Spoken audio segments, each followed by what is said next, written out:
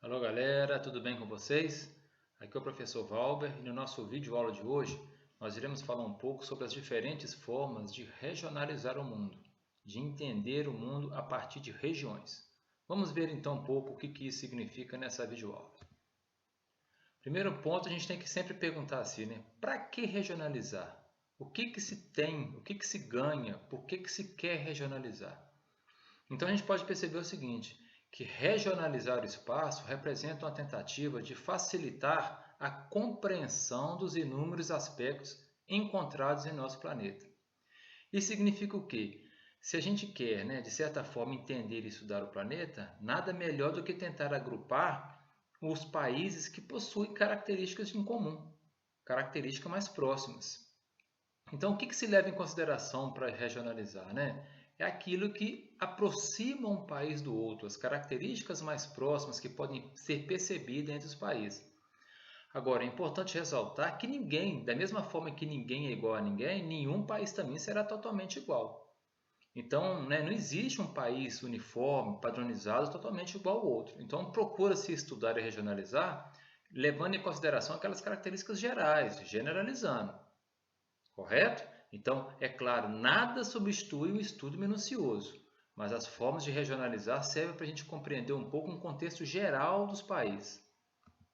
Então, vamos ver alguns pontos, que nós podemos, quais são os critérios que podem ser usados para a gente regionalizar. Nós podemos analisar os aspectos econômicos, os aspectos culturais, sociais, naturais, os aspectos políticos. Enfim, não existe uma fórmula, não existe um jeito de regionalizar. Depende muito do objetivo, do que se quer com quem, com a pesquisa, ou com o estudo, ou com a forma que se quer entender o mundo, ou por quê, pelo motivo. Então vamos ver alguns exemplos que nós podemos usar.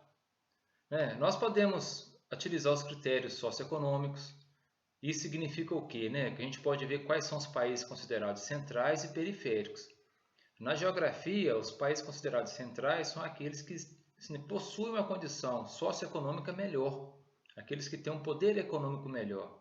E os países periféricos são aqueles em que são considerados economicamente menos desenvolvidos ou com menor poder financeiro.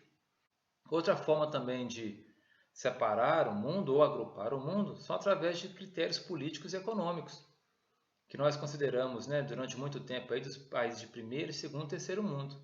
Os países de primeiro mundo são considerados países capitalistas ricos, os países de terceiro mundo são considerados os países capitalistas em desenvolvimento ou subdesenvolvidos, e os considerados países de segundo mundo são os considerados países socialistas. Nós podemos também regionalizar o mundo através do IDH. O IDH é o Índice de Desenvolvimento Humano, levando sempre que a escala do IDH começa de 0 a 1. Quanto mais próximo do 0, baixo, quanto mais próximo do 1, melhor. E quais são os critérios para se formar o IDH? É saúde ou acesso à saúde, e de certa forma proporciona expectativa de vida melhor. O grau educacional, o grau de escolaridade, quanto maior, quanto mais quantidade de pessoas no país tem um grau de escolaridade elevado, melhor o índice. E a renda. Existem países que os trabalhadores têm uma renda melhor, existem países que têm um trabalhador menor. Então, esse índice DH leva em consideração esses 3 pontos aí. Nós podemos também dividir o mundo por critérios religiosos.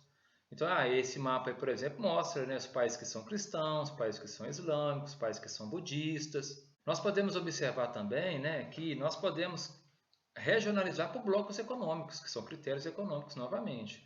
Repara nesse mapa aí que existem alguns blocos, o Mercosul, o NAFTA, a Comunidade Andina. Então, o Mercosul, do caso até o Brasil, faz parte. Só que eu já chamo a atenção aqui, é interessante. Esse mapa aqui eu fiz questão de colocar, que ele é de 2015, mas hoje nós estamos vivendo um momento delicado aqui na União Europeia. Devido ao Brexit, a Inglaterra está deixando o bloco. Então significa que esse mapa aqui ele vai ser refeito, redesenhado. Portanto, galera, não existe uma forma de regionalizar o mundo única. Depende da forma que a gente quer e isso é um processo dinâmico. Vai estar constante movimentação e constante modificação. Beleza? Espero ter contribuído para o entendimento de vocês. Até o próximo vídeo aula. Um grande abraço.